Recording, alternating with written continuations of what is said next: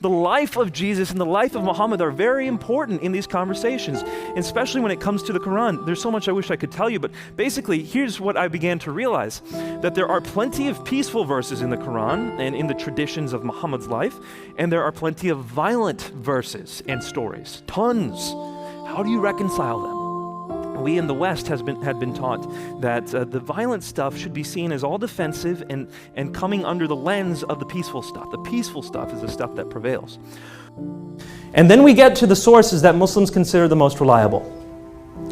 Now, the most reliable source, according to Sunni Islam. Now, generally speaking, if someone says Muslim, they're referring to Sunni Muslims because 80% of Muslims around the world are Sunni.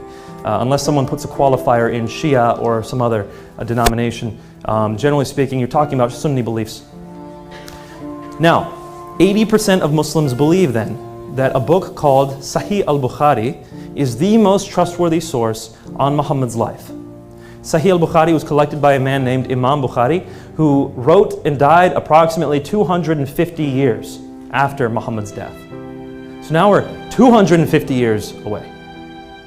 The next most trustworthy book is Sahih al-Muslim, written by a man named Imam Bukhari, and the two are not independent of one another. Imam Muslim was the student of Imam Bukhari, so they're not independent sources, but these are the two most reliable sources according to Muslims, Sunni Muslims. And that's when I found that what I had been taught about Islam wasn't consistent with the sources.